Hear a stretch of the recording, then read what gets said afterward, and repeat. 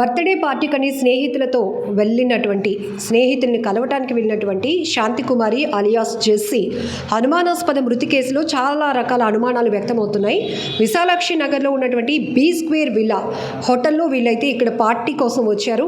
ఆ తర్వాత అమ్మాయి అనుమానాస్పద స్థితిలో మృతి చెందడంతో స్నేహితులే తమ కూతుర్ని హత్య చేశారంటూ మృతురాలు శాంతికుమారి తల్లి చెల్లి కూడా కంప్లైంట్ ఇవ్వడం జరిగింది. అయితే వీళ్ళు ఎప్పుడు వచ్చారు, ఎంతమంది వచ్చారు, ఫస్ట్ ఎవరు వచ్చారు, డీటెయిల్గా తెలుసుకుందాం. వీళ్ళకి సంబంధించినటువంటి మేనేజర్ పృథ్వీ గారు మనతో పాటు ఉన్నారు. వీళ్ళు ఎప్పుడు రూమ్ బుక్ చేసుకున్నారండి? 9:30కి ముగ్గురు అబ్బాయిలు వచ్చి తీసుకున్నారు ఫస్ట్. దాని తర్వాత ఒక 2 hours తర్వాత ఆ అమ్మాయి పైకి వెళ్తుంటే మేము చూసి ఎక్కడికి వెళ్తున్నారు, ఏ రూమ్ అని చెప్పేసి అడిగితే ఆ రూమ్ నెంబర్ చెప్పారు. అందులో మా ఫ్రెండ్ ఉన్నారు, ఒక 1/2 hour 1 hour ఉండి మేము వెళ్ళిపోతాము అని చెప్పేసి చెప్పారన్నమాట. మంగళవారం రాత్రి 9:30 సమయంలో ముగ్గురు బుక్ చేసుకున్నారు. ముగ్గురు అబ్బాయిలేదే. తర్వాత ఈ అమ్మాయిలు అలాగే అలౌ చేయమని చెప్తే అందులో తెలిసిన అబ్బాయికి ఎందుకు వచ్చి మొత్తం ఆర్గ్యుమెంట్ చేశారు. సో ఎప్పుడైతే ఆర్గ్యుమెంట్ చేసినా ఏది చేసినా మీ ముగ్గురు అబ్బాయిలను ఒక అమ్మాయిని అలౌమెంట్ అన్నది మేము చెయ్యము అని చెప్పేసి చెప్పామన్నమాట. చెప్తే ఆ అమ్మాయి ఏంటంటే అలా కాదు, సరే అయితే ఇక నా ఐడి కార్డు ఆధార్ ప్రూఫ్ చూసుకొని నాకు ఇంకొక రూమ్ అలాట్ చేయండి అని చెప్పేసి అన్నమాట.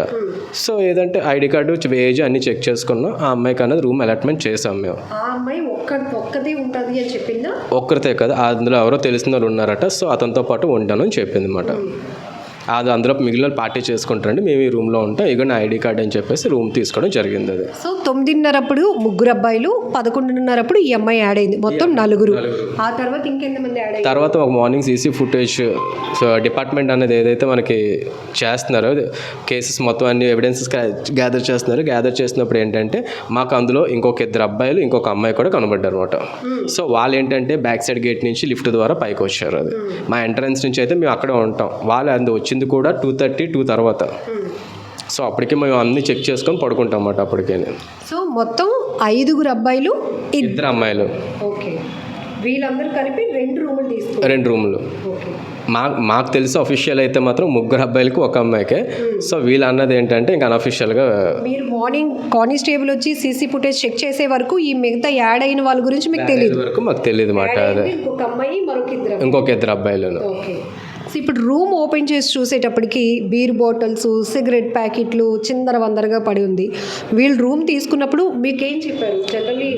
తీసుకున్నప్పుడు ఏంటంటే జస్ట్ 3 అబ్బాయిలు మ్యాచ్ చూసుకుంటాను, డ్రింకింగ్ చేసుకుంటుంటే అంతమందికి డ్రింకింగ్ అయితే మేము అలౌ చేయమని చెప్పాం. కాకపోతే ఇందులో ఒక అబ్బాయి తాగుతాడు, అందులో స్పెసిఫిక్ అబ్బాయి, ఆ అబ్బాయి తాగుతాడు, ఇంకెవరో తాగం అని చెప్పేసి అంటే బ్యాగ్ కూడా చెక్ చేస్తాం. 2 బీర్ బాటిల్స్ ఉన్నాయి.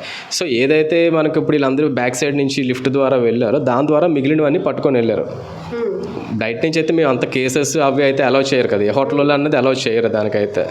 సో లిఫ్ట్ ద్వారా వాటి ద్వారా మాత్రం పట్టుకొని వెళ్ళారు అన్నమాట. అవి సో సీసీ ఫుటేజ్లో మొత్తం 7 పొద్దున్న వెళ్ళడం, పొద్దున అంటే అమ్మాయి మీద 35కి అమ్మాయిని తీసుకెళ్ళడం అంతా సీసీ ఫుటేజ్లో ఉంది. ఎట్లా తీసుకెళ్తున్నారు అమ్మాయి? అప్పటికి కండిషన్ ఎలా ఉంది ఫుటేజ్లో ఏంటంటే ఒక అబ్బాయి అమ్మాయిని వెనకాల ఎక్కించుకొని తీసుకొని వెళ్తారు. అమ్మాయి స్పర్శలో ఉందా లేదా అన్నది కూడా మనకి సీసీ ఫుటేజ్. బండి పైన బయటకు అయితే మాత్రం ఆ అమ్మాయిని మోసుకొని వెళ్ళారు, అక్కడ నుంచి బైక్ పైన తీసుకెళ్లారు. అక్కడ అమ్మాయిని భుజం మీద మోసుకొని వెళ్ళారు బండి వరకు. సో ఆ ఫుటేజ్ అయితే మేము అక్కడ గ్యాదర్ చేస్తాం. అది ఆ వెనకాల ఒక అబ్బాయి ఒక అమ్మాయి కూడా ఉన్నారు. సో దానికి ముందు ఇంకొక 2 అబ్బాయిలు మరి వాళ్ళు వెళ్ళిపోయారు. వాళ్ళు ఎప్పుడు వెళ్ళారో ఏంటో తెలియదు అన్నమాట. మేము ఆ అమ్మాయిని తీసుకెళ్ళినప్పుడు మాత్రం 3 అబ్బాయిలు ఒక అమ్మాయి ఉన్నారు. రాత్రి వెళ్ళిపోయి ఉండొచ్చు. అది కూడా చెక్ చేశారు, అవన్నీ డేటా గ్యాదర్ చేసుకున్నారు. సో ఇప్పుడు ఈ వెళ్ళిపోయిన అబ్బాయిల్లోనూ మిగిలిన అబ్బాయిల్లోనూ ఈ అమ్మాయి ఉంటాను, అతను నా ఫ్రెండ్ అని చెప్పిన అబ్బాయి ఉండొచ్చు అంటారా?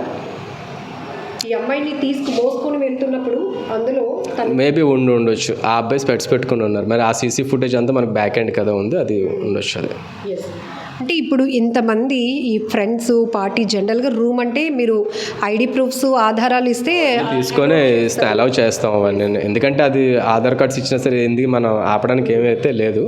ఆధార్ కార్డ్స్, ఏజ్ అన్నీ చెక్ చేసుకొని మేమైతే ఇస్తాం. కానీ ఆ అబ్బాయికి అమ్మాయిలకి ఇలాగ అన్అఫీషియల్గా అయితే మేమైతే ఇవ్వమాట. అది అందుకని ఆ రోజు ఆ అమ్మాయిని ఆపడం జరిగింది.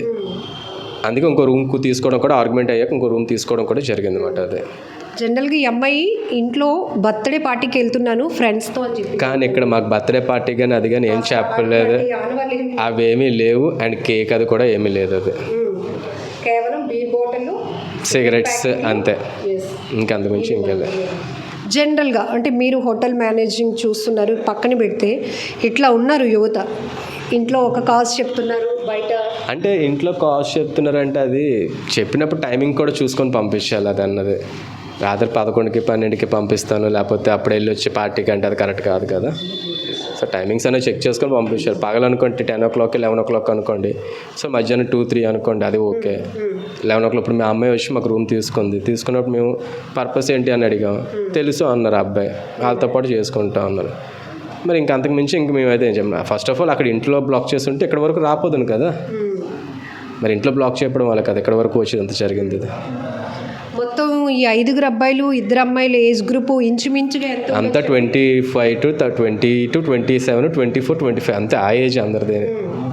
చూడటానికి ఎట్లా ఉన్నారు? పార్టీ కల్చర్ చూస్తే వాళ్ళ ఏంటి అర్థమైపోతుంది. రూములు 2 ఓపెన్ చేసి చూస్తే వాళ్ళు చూడటానికి ఎట్లా ఉన్నారు? మాకు ఎంట్రన్స్ వచ్చినప్పుడు అయితే అబ్బాయిలు అయితే స్పెట్స్ పెట్టుకుని నీట్గా అఫీషియల్గానే ఉన్నారు అంతా, ఎడ్యుకేటెడ్ పీపుల్. అందులో ఒక అబ్బాయి 2 అబ్బాయిలు ఎడ్యుకేటెడ్ లాగా ఉన్నారు అంతా, నీట్గా రూమ్ తీసుకొని మాట్లాడుకొని తీసుకున్నారు, ఐడి కార్డ్స్ సెండ్ చేసి. కానీ ఎంత ఈ సిచ్యువేషన్ అన్నది అసలు మనం ఎక్స్పెక్ట్ చేయలేదు. ఈ అమ్మాయి రూమ్ తీసుకున్న అమ్మాయిలు ఎలా ఉన్నారండి? ఈ అమ్మాయి కూడా వచ్చింది, మాట్లాడింది, ప్రొఫెషనల్గానే మాట్లాడారు అందరూ. మీరు రూమ్ ఇవ్వను అంటే ఆర్గ్యుమెంట్ చాలా గట్టిగా చేశారు. ఆ అబ్బాయి చేశారు, ఈ అమ్మాయి చేశారు. ఆ రూమ్ ఎందుకు మేము తీసుకున్నాం కదా, మమ్మల్ని ఎందుకు అలౌ చేయరు ఏంటి, ఒక 1 hour కూడా పర్మిషన్ ఎవరో, గెస్ట్ అపియరెన్స్ ఉండదు, గెస్ట్ అపియరెన్స్ 1 hour అన్న ఉంటుంది కదా, అది ఎందుకు ఉండదు? ఇంకా పెళ్ళి ఇట్లా ఏం అవసరం లేదు అన్నట్టు. ఏం అవసరం లేదు అసలు. మీకు ఎంట్రన్స్ గెస్ట్ అపియరెన్స్ ఉంటుంది కదా, ఒక 1 hour ఒక రూమ్ తీసుకుంటే ఆ ఇద్దరం ఉండాలని లేదు కదా, గెస్ట్ వచ్చి వెళ్తూ ఉంటారు కదా, మీరు ఆ మాత్రానికి మీరు ఎందుకు అలౌ చేయరు అంటే, మేమైతే అలౌ చేయం మేడం. కానీ వాళ్ళు తీసుకున్న టైం కూడా మీకు అనుభవం కలిగిందా? అందుకని మీరు టైం ఒకటిని నెక్స్ట్ ఏంటంటే అందరూ అబ్బాయిలు, ఇక్కడ ఈ అమ్మాయి మాట, సో అందుకని మేము అలా అలౌ చేయమని చెప్పేస్తాం. మేము అందరూ అమ్మాయిలు అనుకోండి అలౌ చేస్తాం, అందరూ అబ్బాయిలు అనుకోండి అలౌ చేస్తాం గెస్ట్ రూమ్. కానీ అబ్బాయిలు అలాగంటే అలౌ చేయం కదా, అది దానికోసం మాట అది. సో ఇది ఇక్కడ చూస్తే కనుక రాత్రి 9:30 గంటలప్పుడు 3 అబ్బాయిలు వచ్చి రూమ్ అడిగారు. వాళ్ళ ఐడి కార్డ్స్ తీసుకొని రూమ్ అలాట్ చేసాం. తర్వాత శాంతికుమారి ఎవరైతే చనిపోయినటువంటి అమ్మాయి ఉందో ఆ అమ్మాయి కూడా వాళ్ళ నా ఫ్రెండ్సే, నేను వాళ్ళతో ఉంటాను అంటే అలా యాక్సెప్టెన్స్ ఇక్కడ ఉండదు, అట్లా కుదరదు అని చెప్పినప్పుడు, తీసుకోండి ఇదిగో నా ఐడి కార్డ్, నాకు ఒక రూమ్ ఇవ్వండి, ఆ 3 అబ్బాయిలో ఒక అబ్బాయి నాకు బాగా క్లోజ్, మేము ఉంటాము అంటే అలాంటి కల్చర్ని మేము ఇక్కడ ఎంకరేజ్ చేయము, అవ్వదు అన్నప్పుడు నేను మాత్రమే ఉంటాను అని చెప్పి ఆ అమ్మాయి పక్కన ఇంకొక రూమ్ తీసుకుంది. ఇక్కడ ఏదైతే ఫస్ట్ వీళ్ళు అబ్బాయిలు 3 119 రూమ్ తీసుకుంటే మధ్యలో స్టోర్ ఉంది, ఆ తర్వాత స్టోర్ రూమ్ ఉంది, ఆ పక్కన 118లో ఈ అమ్మాయి ఉంది. కానీ ఈ అమ్మాయితో పాటు మరొక అమ్మాయి, ఆ అమ్మాయితో పాటు మరొక 2 అబ్బాయిలు వచ్చారన్న విషయం ఉదయం కానిస్టేబుల్ వచ్చి ఇక్కడ ఏం జరిగింది, ఎంతమంది వచ్చారు, ఎన్ని రూములు తీసుకున్నారు అని ఇన్వెస్టిగేషన్ చేస్తే కానీ అప్పటి వరకు వీళ్ళకి తెలియలేని పరిస్థితి. ఎందుకంటే అప్పటికే నైట్ అయిపోయింది. మేనేజర్గా ఉదయం నుంచి నాకంటూ ఒక అవర్స్ ఉంటాయి, డ్యూటీ అవర్స్ ఉంటాయి, వెళ్ళిపోయాను. రిసెప్షనిస్ట్ ఒక బాయ్ మాత్రం ఉంటారు. కానిస్టేబుల్స్ వచ్చి చూసేటప్పటికి ఆ బాయ్ రిసెప్షనిస్ట్ డోర్స్ ఓపెన్ చేసి చూస్తే మొత్తం చిందరవందరగా ఉంది, వీళ్ళెవరు కూడా లేరు. CCTV ఫుటేజ్ చూసినప్పుడు మాత్రం ఒక అమ్మాయిని 4 అబ్బాయిలు ఒక అమ్మాయి మోసుకొని వెళ్తున్నటువంటి ఆ ఫుటేజ్ అయితే కనిపించింది. మిగతా 2 ముందు రోజే నైటే వెళ్ళిపోయినట్టు కూడా మేము గమనించాం. అప్పటి వరకు మాకు కూడా అసలు ఏం జరిగిందనే విషయం తెలియలేదు. ఏదో క్రికెట్ మ్యాచ్ చూసుకుంటూ చిన్న పార్టీ చేసుకుంటామంటే మేము దానికి ఓకే చెప్పాం తప్ప, వీళ్ళు కింద గ్రౌండ్ ఫ్లోర్లో లిఫ్ట్ ఉంటుంది, ఆ లిఫ్ట్ నుంచి నేరుగా 2nd ఫ్లోర్, ఇక్కడ మనం చూస్తే 2nd ఫ్లోర్లో వీళ్ళు తీసుకున్న రూములు ఉన్నాయి. కింద నుంచి నేరుగా వాళ్ళు కేసు అంటే ఈ బీర్ బాటిల్స్ కేస్ని, సిగరెట్ ప్యాకెట్స్ని తీసుకొని వెళ్ళి మిగతా వాళ్ళు కూడా ఎవరైతే యాడ్ అయిన పర్సన్స్ ఉన్నారో ఒక అమ్మాయి 2 అబ్బాయిలు, వాళ్ళు కూడా నేరుగా మా కంట పడకుండా ఫ్రంట్ ఎంట్రన్స్ గేట్లో కాకుండా లిఫ్ట్ నుంచి నేరుగా 2nd ఫ్లోర్కి వెళ్ళి ఇంత చేశారు అని చెప్పేసి వీళ్ళు కూడా షాక్ అవుతున్నారు. ఏది ఏమైనప్పటికీ కూడా ఇప్పుడు ఈయన ఒక మాట చెప్పారు, ఇక్కడికి ఎన్ని గంటలకు వచ్చారు, ప్రూఫ్స్ ప్రొవైడ్ చేసి రూమ్లో అడిగితే మేము ఇచ్చామా అనేది పక్కన పెడితే రాత్రి 11-11:30 గంటలప్పుడు పార్టీ అని ఇంటి నుంచి ఎదుగొచ్చిన పిల్లలు బయటకు వెళ్తుంటే తల్లిదండ్రులు అక్కడే ఆపుంటే ఈరోజు అమ్మాయి ప్రాణాలతో బ్రతుకుండేది అనేది కూడా ఆయన చెప్తున్నటువంటి మాట. నిజమే కదా.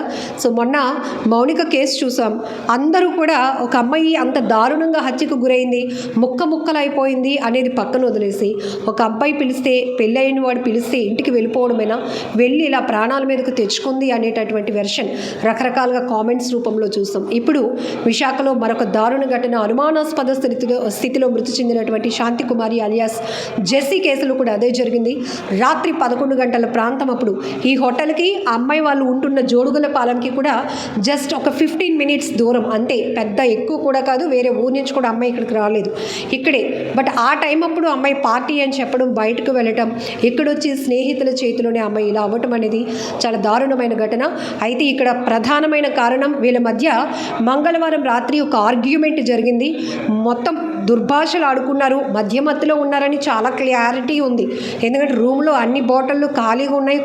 ఒక రూమ్లో బీర్ బాటిల్ తాగేసిన తర్వాత వాటిని చెతుక్కొట్టినటువంటి ఆ బీర్ బాటిల్ సీసా పెంకులు కూడా కనపడుతున్నాయి. కాబట్టి మొత్తానికి గట్టిగానే వీరి మధ్య ఒక ఘర్షణ జరిగింది. తర్వాత అమ్మాయి పైన భౌతికమైన దాడి జరిగిన తర్వాత ఆ అవమానం భరించలేక అమ్మాయి వీరందరూ బయటికి వెళ్ళిన సమయంలో హ్యాంగ్ చేసుకొని ఆత్మహత్య చేసుకున్నట్టుగా కూడా పోలీసుల ప్రాథమిక నిర్ధారణలు అయితే తేలటం జరిగింది. ప్రస్తుతానికి మిగతా అందరూ కూడా పోలీసుల కస్టడీలో ఉన్నారు. ఇక ఈ కేసుకు సంబంధించి వేగవంతమైన దర్యాప్తులో మరికొన్ని వాస్తవాలు బయటకు వచ్చే అవకాశం ఉంటుంది. ఇప్పటికే ఆ కుటుంబ సభ్యులు కూడా మరొకసారి పోలీస్ స్టేషన్కు చేరుకున్నారు. ఇందులో ఏ ఒక్కరూ తప్పించుకోవటానికి వీల్లేదు. నా కూతుర్ని టార్గెట్ చేసి చంపినటువంటి ఎవరు కూడా, అంటే మా అమ్మాయి వాళ్ళ ఫ్రెండ్స్ ఎవరు కూడా తప్పించుకోవడానికి లేదు. మరొకసారి పోలీసుల మీద ఒత్తిడి తెచ్చి సరైన దర్యాప్తు కోరేందుకు గాను వాళ్ళు కూడా ఇప్పుడు పోలీస్ స్టేషన్కు వెళ్తున్నారు.